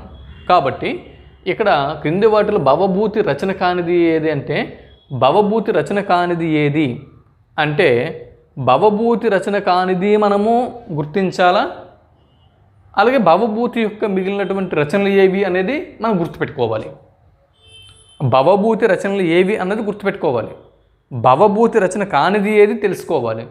తెలుసుకొని భవభూతి రచన కానిది ఇది అయితే ఒకవేళ దీన్ని ఎవరు రచించి ఉంటారు అది కూడా మనం తెలుసుకోవాలి. ఇది ప్రిపరేషన్. అయితే ఇక్కడ option A Mahavira Charita, option B Malati Madhavam, option C Uttara Ramacharita, option D Kiratarjuniyam. మరి వీటిలో సరైన సమాధానం ఏది? భవభూతి రచన కానిదేది? ఆప్షన్ డి సరైనది. కిరాతార్జనీయం భవభూతి యొక్క రచన కాదు. కిరాతార్జనీయంని ఎవరు రచించారు? భారవి మహాకవి రచించాడు. కిరాతార్జనీయం ఎవరి రచన? భారవి. భారవి మహాకవి కిరాతార్జనీయంని రచించాడు కదా. మరి మిగిలినటువంటివి మరి భవభూతి రచనలు ఏంటి? ఇప్పుడు మహావీర చరిత్ర, మాలతీ మాధవం, ఉత్తర రామచరిత ఈ 3 భవభూతి గారి రచనలు. ఇది ఇక్కడ 3 అంశాలు ఉన్నాయి. భవభూతి రచనలు ఉన్నాయి, భవభూతి రచన కానిది కిరాతార్జనీయం ఉంది, దాని రచయిత భారవి. 5వ బిట్టు, క్రింది వాటిలో అశ్వఘోషుని యొక్క రచన కానిది ఏది? అంటే ఇక్కడ అశ్వఘోషుని యొక్క రచనలు ఎక్కువ ఉన్నాయి. ఒకటి అంటే ప్రత్యేక రచన ఉంది, వీటిలో అశ్వఘోషుని యొక్క రచనలు ఏవి గుర్తుపట్టాలి, అశ్వఘోషుని రచన కానిది ఎవరు గుర్తుపట్టాలి, ఆ రచన ఎవరు చేశారు మనం తెలుసుకోవాలి. అయితే చూడండి, బుద్ధ చరిత్ర, సౌందరనందం, శారీపుత్ర ప్రకరణం, శిశుపాల వధ, ఇది ఇలా ఉన్నాయి. వీటిలో క్రింది వాటిలో అశ్వఘోషుని యొక్క రచన కానిదేది? అశ్వఘోషుని యొక్క రచన కానిది ఏది? శిశుపాల వధ. అశ్వఘోషుని యొక్క రచన కానిది శిశుపాల వధ కదా. శిశుపాల వధని ఎవరు రచించుంటారు? శిశుపాల వధని ఎవరు రచించారు? మాఘ మహాకవి, మాగుడు.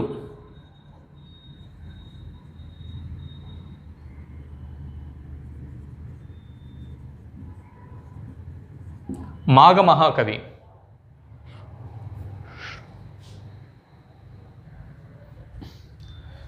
శిశుపాల వధని ఎవరు రచించారండి?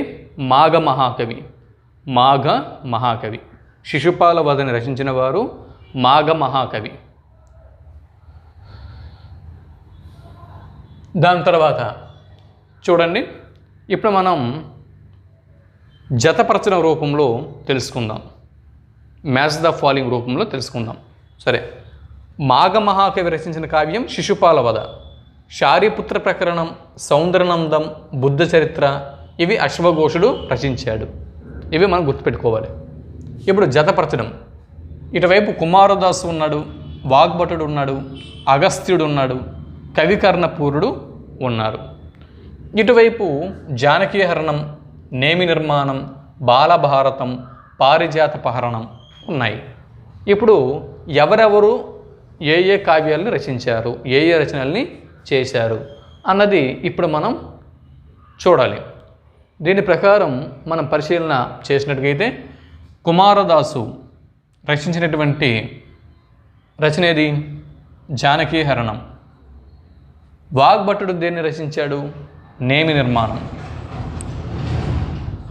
బాలభారతం ఎవరు రచించారు? అగస్త్యుడు. పారిజాతపహరణం ఎవరు రచించారు? కవికర్ణపూరుడు. అది అంటే కవికర్ణపూరుడు రచించిన రచన డి పారిజాతపహరణం. అగస్త్యుడు రచించినటువంటి రచన సి బాలభారతం. వాగ్భటుడు రచించినటువంటి రచన బి నేమి నిర్మాణం. కుమారదాసు రచించినటువంటి రచన ఏ జానకీహరణం. ఇది మీ నోట్స్లో రాసుకోండి. తర్వాత ఇక్కడ 7వ ప్రశ్న, క్రింది వాటిని జతపరచండి. మళ్ళీ జతపరచన రూపంలో ఇచ్చాను. ఇక్కడ రచనలు ఉన్నాయి. ఇటువైపు నలకీర్తి కౌముది రచన ఉంది, నైషధ ప్రకాశం రచన ఉంది, చారుచర్య రచన ఉంది, పంచతంత్రం రచన ఉంది. వీటిని ఇప్పుడు మనం జతపరచాలి. వీటిని జతపరచగా ఇటువైపు నారాయణ భట్టు ఉన్నాడు, బి అగస్త్యుడు, సి విష్ణు శర్మ, డి క్షేమేంద్రుడు. దీని ప్రకారం ఇక్కడ చూడండి, నలకీర్తి కౌముది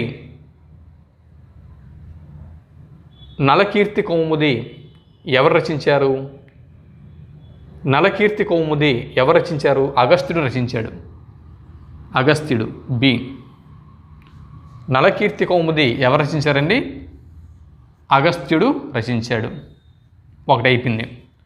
నైషధ ప్రకాశంకు వ్యాఖ్యాన గ్రంథం శ్రీహర్షుడు నైషధం రచించాడు. హర్షనైషధ చరిత్ర రచించాడు శ్రీహర్షుడు కదా. శ్రీహర్షుడు హర్షనైషధ చరిత్రని రచించాడు. అయితే శ్రీహర్షుడి నైషధంకు వ్యాఖ్యాన గ్రంథం ఏది? శ్రీహర్షుడి యొక్క నైషధ చరిత్రకు వ్యాఖ్యాన గ్రంథము నైషధ ప్రకాశం. శ్రీహర్షుడి నైషధంకు వ్యాఖ్యాన గ్రంథం నైషధ ప్రకాశం. దీనిని ఎవరు రచించారు? నారాయణ భట్టు రచించాడు. నారాయణ భట్టు రచించాడు. నైషిధ ప్రకాశం అనున్నది హర్ష నైషిధంకు వ్యాఖ్యాన గ్రంథం. అయితే ఈ నైషిధ ప్రకాశం ఎవరు రచించారు? నారాయణ భట్టు రచించాడు. చారుచర్యను ఎవరు రచించారు? చారుచర్యని ఎవరు రచించారు? చారుచర్యని రచించిన వాడు క్షేమేంద్రుడు. చారుచర్యని రచించిన వాడు క్షేమేంద్రుడు. పంచతంత్రం ఎవరు రచించారు? విష్ణు శర్మ రచించాడు. సి. ఇవి జతపరచడం. Match the following. ఇప్పుడు 8వ ప్రశ్నలోకి వెళ్తున్నాం. క్రింది వాటిలో క్షేమేంద్రుడి రచన కానిదేది? భారత మంజరి, రామాయణ మంజరి, కర్పూర మంజరి నాటకం, నీతి కల్పతరు. మరి వీటిలో క్షేమేంద్రుడి యొక్క రచన కానిదేది అంటే 1 క్షేమేంద్రుడి రచన కాదు, మిగిలినవన్నీ కూడా 3 కూడా క్షేమేంద్రుని యొక్క రచనలే. అవేవి? ఆప్షన్ సి సరైనది. ఇది కర్పూర మంజరి నాటకం అన్నది క్షేమేంద్రుని యొక్క రచన కాదు. భారత మంజరి క్షేమేంద్రుడు రచించాడు. రామాయణ మంజరి క్షేమేంద్రుడు రచించాడు. నీతి కల్పతరు క్షేమేంద్రుడు రచించాడు. మరి కర్పూర మంజరి నాటకంని రచించిన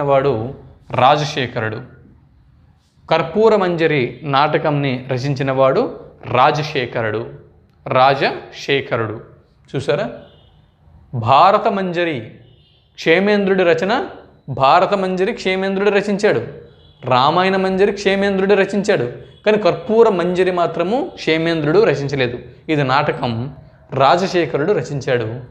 నీతి కల్పతరు దీనిని మళ్ళీ క్షేమేంద్రుడు రచించాడు. అంటే క్షేమేంద్రుడి రచనలు ఏ, బి, డి ఈ 3 క్షేమేంద్రుడి యొక్క రచనలు. సి కర్పూర మంజరి అనే నాటకము ఇది రాజశేఖరుడు రచించాడు. ఇది. దాని తర్వాత 9వ ప్రశ్న. క్రింది వాటిని జతపరచండి.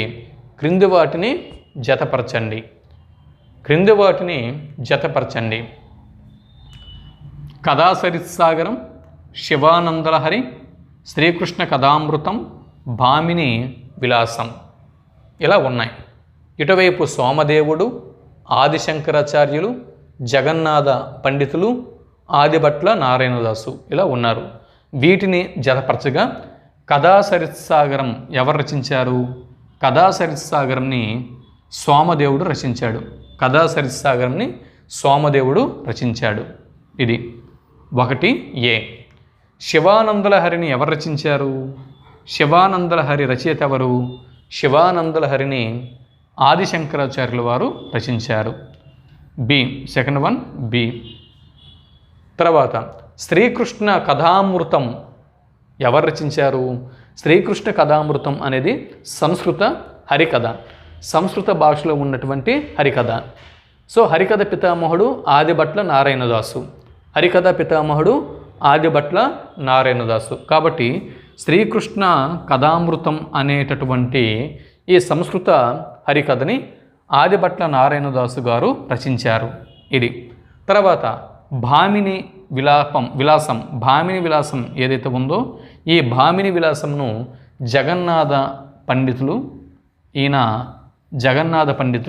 రచించడం జరిగింది. మరి జగన్నాథ పండితుల యొక్క ప్రాముఖ్యత ఏమిటి? ఈయన ప్రాముఖ్యత ఏంటంటే జగన్నాథ పండితులు ఈయన మొఘల్ చక్రవర్తి అయినటువంటి షాజహాన్ తాజ్మహల్ని నిర్మించారు కదా, ఆయన ఆస్థానంలోని పండితుడు జగన్నాథ పండితుడు. ఇది. దాని తర్వాత చూడండి, ఇంకా 10వది మధుసూదన సరస్వతి రచనలు హరిభక్తి రసాయనం, మరి ఆనంద మందాకిని. బిట్ రావచ్చు. ఆనంద మందాకిని, హరిభక్తి రసాయనం వీటి రచయిత ఎవరు? మధుసూదన సరస్వతి. లేదా బిట్ ఇలా వస్తుంది మీద క్రింది వాటిలో మధుసూదన సరస్వతి గారి రచనల్ని గుర్తించండి అని ఇస్తాడు. ఇచ్చి 2 రచనలు మధుసూదన సరస్వతి గారివి ఉంటాయి, మరో 2 రచనలు వేరే రచనలు అనేవి ఉంటాయి. వాటిలో మధుసూదన సరస్వతి గారి రచనలు ఆప్షన్ ఏది గుర్తించమంటాడు. అంటే ఉదాహరణకి ఆప్షన్ ఏ 1 మరియు 2, అంటే మొదటి 2 మధుసూదన సరస్వతి గారి రచనలు అనుకుందాం, 3, 4 వేరే వారి రచనలు అనుకుందాం, ఇంకెవరవో. అప్పుడు ఎలా ఉంటుందంటే ఆప్షన్ ఏ 1 మరియు 2, ఆప్షన్ బి 2 మరియు 3, ఆప్షన్ సి 3 మరియు 4, ఆప్షన్ డి అన్నీ అని ఉంటుంది. అప్పుడు మధుసూదన సరస్వతి ఆప్షన్ ఏ మనం తీసుకోవాల్సి ఉంటుంది. హరిభక్తి రసాయనం మరియు ఆనంద మందాకిని. ఇది చూడండి. తర్వాత అంశం 11వ bit number 11. Match the following జతపరచన రూపంలో ఇవ్వడం జరిగింది. 1 నాటక చంద్రిక, 2 విక్రమాంక దేవచరిత్ర, 3 రాజతరంగిణి, 4 శ్రీకృష్ణాభ్యుదయం ఇలా ఇవ్వడం జరిగింది. తర్వాత మరి వీటిని కరెక్ట్గా జతపరచగా వీటిని సరైన క్రమంలో జతపరచగా చూడండి. రాజతరంగిణి దీన్ని రచించిన వారు ఎవరు? ఈజీ బిట్ కల్హనుడు రాజతరంగిణిని రచించాడు. So 3వది B. విక్రమాంక దేవచరిత్ర దీన్ని రచించిన వారు ఎవరు? ఇది కూడా ఈజీ. ఎవరు? బిల్హన మహాకవి, సి. తర్వాత నాటక చంద్రిక కర్త ఎవరు? నాటక చంద్రిక కర్త ఎవరు? రూపగోస్వామి, డి. శ్రీకృష్ణాభ్యుదయం కర్త ఎవరు? శ్రీకృష్ణాభ్యుదయం రచయిత శ్రీశైల దీక్షితులు, ఏ. ఏబిసిడి. ఇది 11వ బిట్టు. ఇవి మీరేం చేసుకోవాలంటే నోట్స్లోన దేనికది పార్ట్లుగా మామూలుగా రాసుకొని బాగా నెట్ ఎగ్జామ్కి వెళ్ళే వరకు వాటిని చూసుకుంటూ ఉండాలి, తరోగా చూస్తూ ఉండాలి. అలా చూస్తూ వాటి మీద గ్రిప్ సంపాదించుకొని మనం నెట్ ఎగ్జామ్లోకి ఎగ్జామ్ సెంటర్లోకి వెళ్తే, మరి ఆన్లైన్ ఎగ్జామ్ కాబట్టి స్క్రీన్ మీద తలబాటు చెందకుండా మంచిగా అటెంప్ట్ చేయాలంటే ఈ విధంగా మన ప్రాక్టీస్ అనేది అవసరం. తర్వాత చూడండి,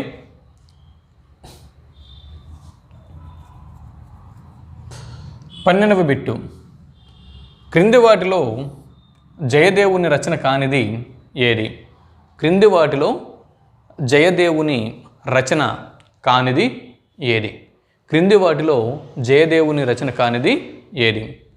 గీత గోవిందం, చంద్రలోకం అనే అలంకార శాస్త్ర గ్రంథం, కాశీ శతకం, ప్రసన్న రాఘవం అనేటటువంటి నాటకం.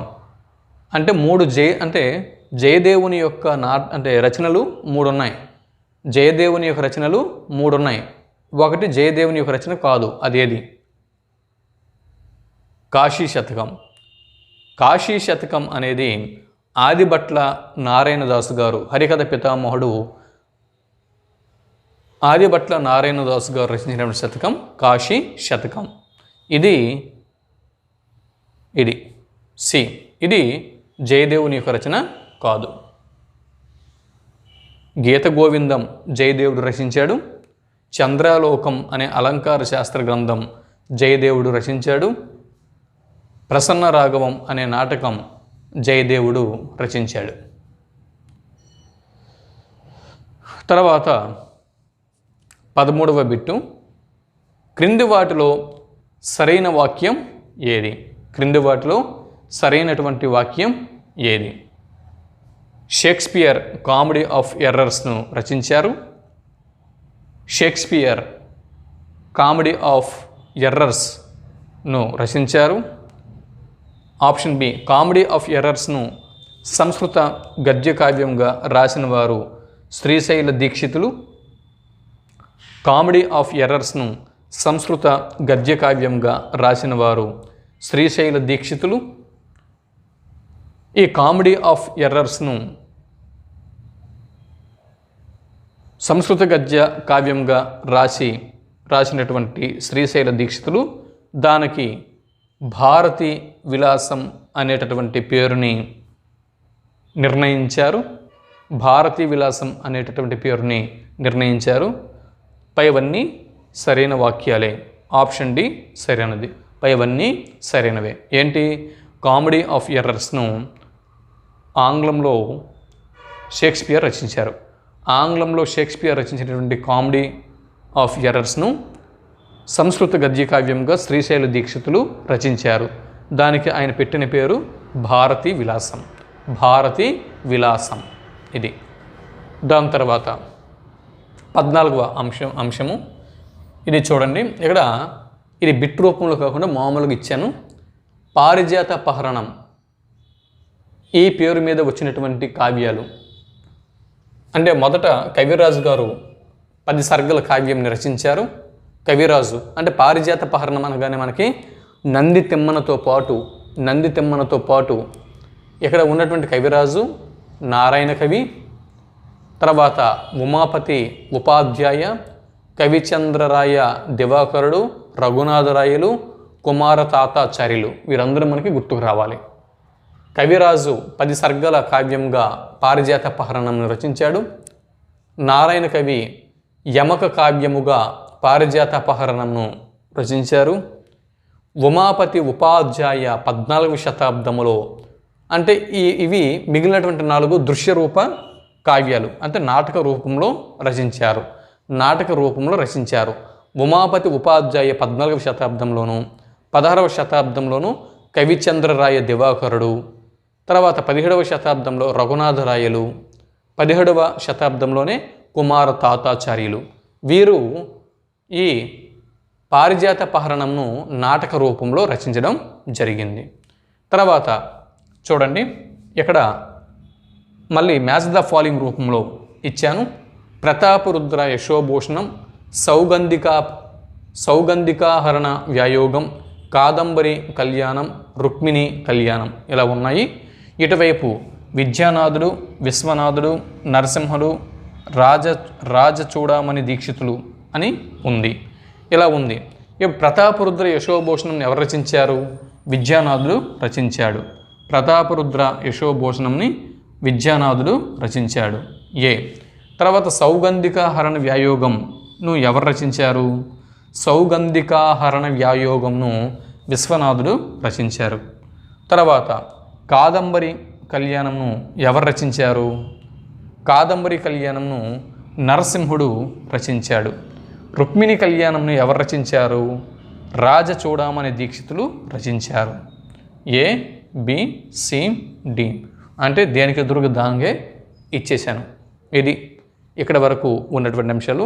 మరి ఫైనల్గా మరిన్ని అంశాలని మనం చూసి ఇక్కడికి సంస్కృత సాహిత్యం యొక్క ప్రాథమిక అంశాల వీడియోని పూర్తి చేద్దాం.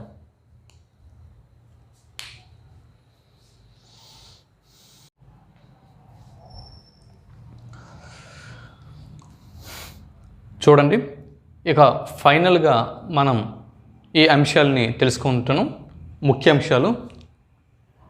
భారవి అనగానే మనకి గుర్తుకు రావాల్సిన అంశం కిరాతార్జునీయం గుర్తుకు రావాలి.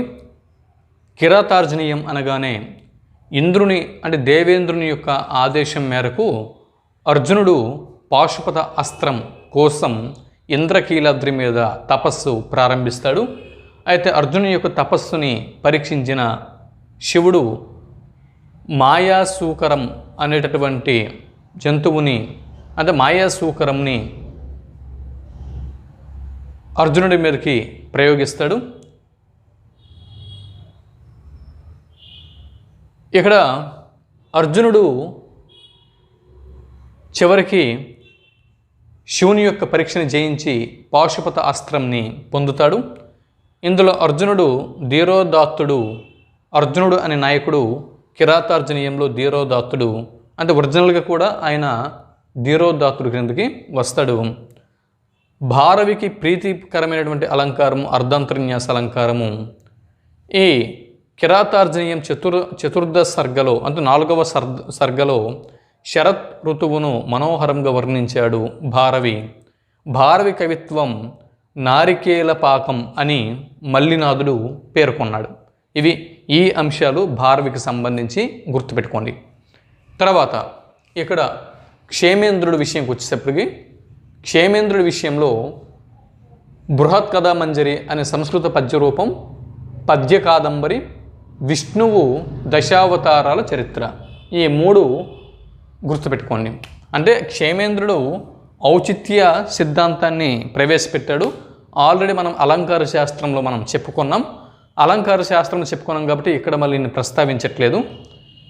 క్షేమేంద్రుడు అనగానే బృహత్ కథా మంజరి అనే సంస్కృత పద్యరూపకం మనకు గుర్తుకు రావాలి, పద్య కాదంబరి మరియు విష్ణువు దశావతారాల చరిత్ర, ఈ 3 అంశాలు మనకి గుర్తుకు రావాలి. వీటితో పాటు ఔచిత్య సిద్ధాంతం అని గుర్తుకు రావాలి. శ్రీహర్షుడు, ఇంతకుముందు హర్షవర్ధనుడు హర్షుడు గురించి చెప్పుకున్నాం. అక్కడ శ్రీహర్షుడు అని మీకు చెప్పానండి, సారీ, అది శ్రీహర్షుడు కాదు, హర్షుడు. హర్ష చక్రవర్తి వేరు, శ్రీహర్షుడు వేరు. హర్షుడు అక్కడ కేవలం హర్షుడు లేదా హర్షవర్ధనుడు అని వస్తుంది, ఇక్కడ శ్రీహర్షుడు అని వస్తుంది. నేను కూడా కొంచెం తడబాటు పడ్డాను, కరెక్షన్ చేసుకోండి. ఇక్కడ శ్రీహర్షుడు అనగానే నైషధ చరితం మరియు నవసాహసాంక చరిత్ర అని చంపూ కావ్యం మనకి గుర్తుకు రావాలి. నైషధ చరితం మరియు నవసాహసాంక చరిత్ర మనకి గుర్తుకు రావాలి. వేదాంత దేశికుడు అనగానే మనకి యాదవాభ్యుదయం గుర్తుకు రావాలి. యాదవాభ్యుదయం, వేదాంత దేశికుడు అనగానే యాదవాభ్యుదయం గుర్తుకు రావాలి. యాదవాభ్యుదయం అన్నది మహాకావ్యము. దీనికి వ్యాఖ్యానం అంటే వేదాంత దేశికుని యొక్క యాదవాభ్యుదయంకు వ్యాఖ్యాన గ్రంథం రాసిన వారు అప్పయ్య దీక్షితుల వారు రచించారు. తర్వాత పాదుకా సహస్రం అనేటటువంటి ముక్తకాన్ని వేదాంత దేశికుడు రచించాడు. వేదాంత దేశికుడు అనగానే ఈ 3 అంశాలు మనకి గుర్తుండాలి. ఏంటి? యాదవాభ్యుదయం, అప్పయ్య దీక్షితులు దీనికి వ్యాఖ్యానం, పాదుక సహస్రం అనేటటువంటి ముక్తకం వేదాంత దేశికుడు రచించాడు. ఇవి. తర్వాత అప్పయ్య దీక్షితులు అనేటప్పటికీ ఈయన 3 అలంకార శాస్త్రాలను రచించాడు. కువలయానందం, చిత్రమీమాంస, వృత్తి వార్తికం, ఈ 3 గుర్తుకు రావాలి. అప్పయ్య దీక్షితులు అనగానే ఇక్కడ పాదుక అంటే ఈ వేదాంత దేశకుని యొక్క యాదవాభ్యుదయంకి వ్యాఖ్యాత అని గుర్తుకు రావాలి. అలాగే కువలయానందము, చిత్రమీమాంస, వృత్తి వార్తికం, ఈ 3 అంశాలు మనకి గుర్తుకు రావాలి. శూద్రకుడు అనగానే మనకి గుర్తుకు రావాల్సిన మృచ్ఛకటికం, అక్కడితో అయిపోలేదు. కొన్నిసార్లు పాత్రలు కూడా నెట్ సెట్ ఎగ్జామ్లో అడుగుతూ ఉంటాడు. కాబట్టి మృచ్ఛకటికంలోని పాత్రలు చారుదత్తుడు మరియు వసంతసేన. బిట్టెల వస్తుంది.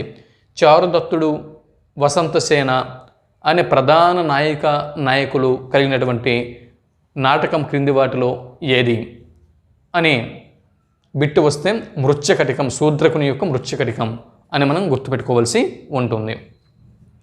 విశాఖ దత్తుడు అనగానే మనకు గుర్తు రావాల్సింది ముద్ర రాక్షసం అనేటటువంటి నాటకం, దేవి చంద్రగుప్తం మరియు అభిసారిక వంచితికం. చూడండి, శూద్రకుడు అనగానే మనకి మృచ్ఛకటికం గుర్తుకు రావాలి. శూద్రకుడు అనగానే మృచ్ఛకటికం గుర్తుకు రావాలి. మృచ్ఛకటికం అనగానే చారుదత్తుడు మరియు వసంతసేన అనే ప్రధాన నాయకుడు మరియు నాయిక గుర్తుకు రావాలి. ఇది. తర్వాత విశాఖ దత్తుడు అనగానే ముద్రా రాక్షసం అనే నాటకము, దేవి చంద్రగుప్తం, అభిసారిక వంచితికం, ఇవి గుర్తుకు రావాలి. ఈ 3 అంశాలు మనకి గుర్తుండాలి. తర్వాత భానుడు అనగానే కాదంబరి మరియు హర్షచరిత్ర మరియు చండీ శతకం, ఈ 3 మనకి గుర్తుకు రావాలి. భానుడు అనగానే కాదంబరి, హర్షచరిత్ర, చండీ శతకం గుర్తుకు రావాలి. చిత్రభారతం నాటకం అనగానే క్షేమేంద్రుడు గుర్తుకు రావాలి. క్షేమేంద్రుడు ఔచిత్య సిద్ధాంతం ప్రవేశపెట్టాడు కదా, అలాగే ఇక్కడ చిత్రభారతం నాటకం. తర్వాత సర్వజ్ఞసింగ భూపాలుడు అనగానే రసార్ణవ సుధాకరం అనే అలంకార శాస్త్రము, సంగీత సుధాకరం, రత్న పాంచాలిక నాటకం, ఇవి గుర్తుకు రావాలి. ఇవండి సంస్కృత సాహిత్యం సంబంధించినటువంటి ప్రాథమిక ముఖ్యాంశాలు. మరి ఇక్కడతో సంస్కృత సాహిత్యం అయిపోయిందంటే ప్రాథమిక అంశాలతో మన వీడియో పూర్తయింది. ఇంకా సంస్కృత సాహిత్యంలో ఇంకా పూర్తి వివరణలోకి విశ్లేషణలోకి వెళ్తే అప్పుడే అయిపోదు, ఇంకా చాలా ఉంటుంది. నెట్ సెట్ ఎగ్జామ్కి ఈ ప్రాథమిక సమాచారం సరిపోతుంది చాలా వరకు. సరే, మరో అంశముతో మరో వీడియోలో కలుద్దాం. అంతవరకు సెలవు. నమస్తే.